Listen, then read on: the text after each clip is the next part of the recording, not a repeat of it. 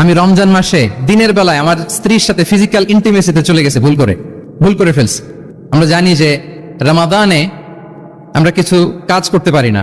সিয়ামের সংজ্ঞাই হচ্ছে আসসামু হুয়াল ইমসাক আনিল আকলি ওয়াশ শুরবি ওয়াল জিমাই মিন তুলুইল ফাজরি ইলা গুরুবিশ শামসি মা আন-নিয়া। মানে রোজা হচ্ছে এটা এমন ইবাদত, সূর্যোদয় থেকে সূর্যাস্ত পর্যন্ত না খেয়ে থাকা, কোনো কিছু পান না করা, এবং দিনের বেলায় বিবাহিতরা তাদের স্ত্রীদের সাথে ইন্টিমেসিতে যেতে পারবে না। এটা যদি কেউ মেনটেন করে এটা হচ্ছে সিয়াম। তো সাহাবী বলি, ইয়া রাসূলুল্লাহ, আমি তো শেষ, আমি তো দিনের বেলা ভুল করে ফেলছি, আমি তো আমার স্ত্রীর সাথে মেলামেশা করে ফেলছি, এখন কি করব? তো এটার আবার একটা বড় পেনাল্টি আছে। আপনারা যারা জানেন যে ইচ্ছাকৃত রোজা ভাঙলে কাজাও করতে হয়, কাফারাও দিতে হয়। কাজা মানে একটা রোজার জন্য একটা রোজা, আর কাফারা মানে হচ্ছে আরো 60টা রোজা রাখতে হবে।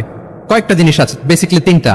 তো রাসূল সাল্লাল্লাহু আলাইহি ওয়াসাল্লাম তাকে বললো যে তোমার তো পেনাল্টি হয়েছে, তুমি তো বড় ভুল করে ফেলছো, তো তোমার কাছে কি এরকম কোনো দাস আছে যেটাকে তুমি আজাদ করে দিতে পারবা, মুক্ত করে দিতে পারবা, তাহলে পেনাল্টি আদায় হয়ে গেল। সে বলে, ইয়া রাসূলুল্লাহ, না, আমার তো এত সক্ষমতা নাই, আমার কাছে তো কোনো দাস নাই। আচ্ছা, দাস নাই। তো রাসূল সাল্লাল্লাহু আলাইহি ওয়াসাল্লাম বললেন, তাইলে তুমি টানা 2 মাস রোজা রাখতে হবে, তাইলেও পেনাল্টি হয়ে যাবে, আদায় হয়ে যাবে, পারবা?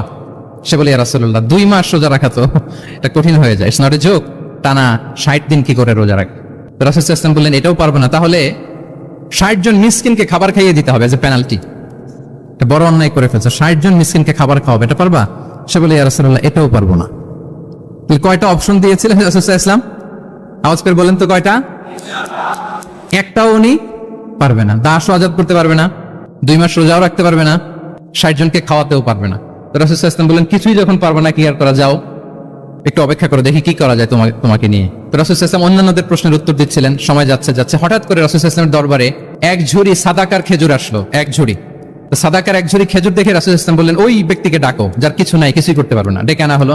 রাসূল সাল্লাল্লাহু আলাইহি ওয়াসাল্লাম বললেন, যাও, তুমি তো কিছুই করতে পারবে না, এই এক ঝুড়ি চ্যারিটির খেজুর, সাদাকার খেজুর, তুমি গরিবদের মাঝে বিতরণ করে দাও, তাসাদ্দাক বিহা, এটা বিতরণ করে দাও, তাইলে আশা করি আল্লাহ তোমাকে মাফ করবে।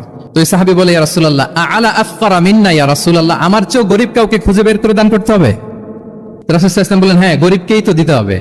তো উনি বললেন যে, রাসূলুল্লাহ, পুরো মদিনার তল্লাটে আমার চাইতে গরিব কেউ আর নাই, আমি সবচাইতে গরিব।